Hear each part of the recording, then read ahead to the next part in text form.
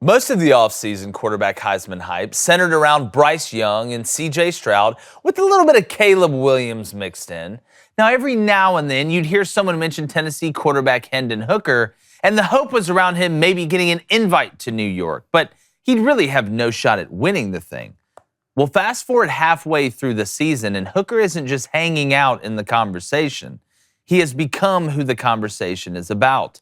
His Tennessee team is off to a perfect 5-0 start and just garnered a glittering number 6 ranking in the latest AP poll. And he's been near perfect in conducting this NASCAR high-paced, high-profile offense of Josh Heupel.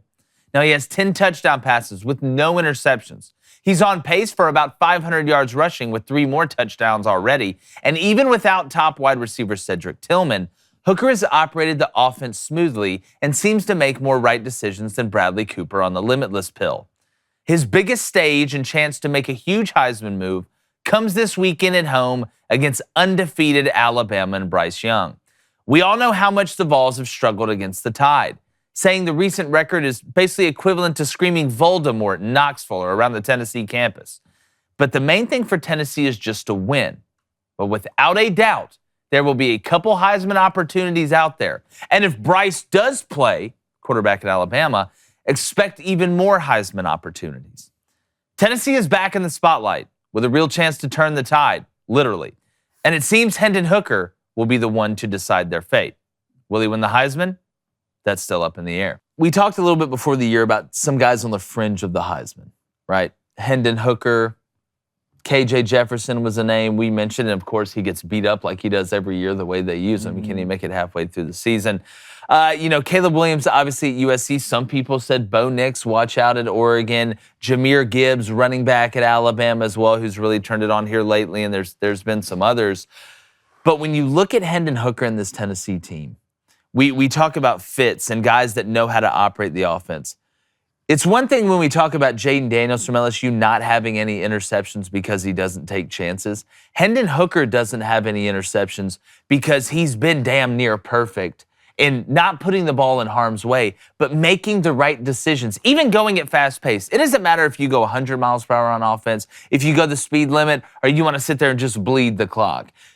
You still have to make good decisions routinely with the ball. And it seems that Hendon, number one, knows the offense, but has a great feel when the play breaks down or maybe when the pace isn't working 100 miles per hour. We've seen him be able to operate in both. And the deep ball. He throws such a pretty deep ball. We're going to get into the Tennessee LSU game and what happened there. But just watching him and the jump that he has made this season, even from last year when he took over for Joe Milton, who was an absolute disaster.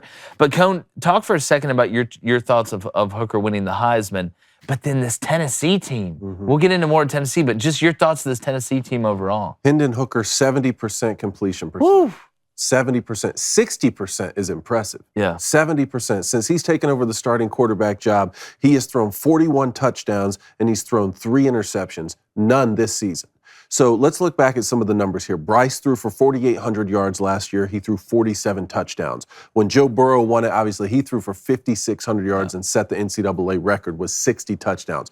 I don't think Hendon Hooker will end up with those kind of stats, so he needs to combine the stats he does throw for and this excellent completion percentage and touchdown to interception ratio with big wins. Yeah. And this is the one this weekend. This is the one. I think that Hendon Hooker and Tennessee, they have to beat Alabama this weekend. Or if you lose this game, then you have to do something like go beat Georgia, right, at Georgia and win the East and play Alabama again or something like that, which is to me a lot taller task, especially if Bryce Young doesn't play this weekend. If Alabama comes to your place and you're undefeated and you have all the hype and they're not playing their Heisman Trophy winner, you have to win this game if he wants to stay in the Heisman Trophy conversation, because I feel like at the end of the season, we're going to look up at C.J. Stroud with the Buckeyes, and he is going to have the similar stats that Bryce had last year and that Joe Burrow had last year. Another thing here, I pulled RG3 stats. stats when he won the Heisman Trophy, because it's not always the case you have to be on the best team or win the championship to win the Heisman Trophy.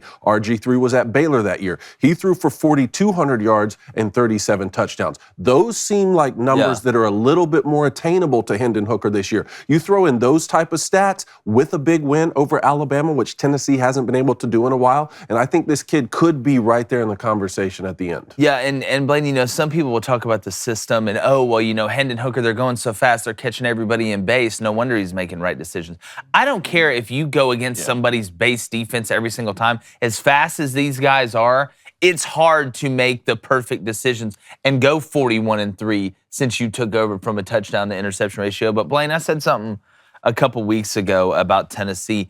If you look, I within the last 20 years, I don't think this is the most talented team that Tennessee has had. For Tennessee? From a wholesome, full-throated look at it.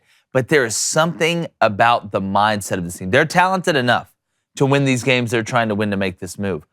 But it seems to me that they go into games expecting to win, and Tennessee is the enforcer. They're not the person trying not to get embarrassed anymore. They're not worried about getting embarrassed. They're worried about going there, and it's not if we're going to beat you, it's how bad. You went down to Death Valley. How many Tennessee teams that have the capabilities that this one has, that got up to a start like this, would be able to go down to Death Valley and be the more confident team from the rip? LSU fumbled the opening kickoff. Tennessee drove it right down, scored, got a stop, right down, scored. That game was never close. That game was never in doubt. The mindset difference, that's the big. You can talk about the up-tempo offense, and that's great. You can talk about adding depth on defense, and that's great. You can talk about recruiting and being high profile and stuff like that, and that's great. But the difference in this Tennessee team and this Tennessee program and what Josh Heupel has done is they go in there with some dog in them. Like they will not be afraid of Alabama this weekend. There has been teams, I have watched Tennessee blow it against Alabama. I've watched Tennessee have good teams early when Alabama was building up what they were doing.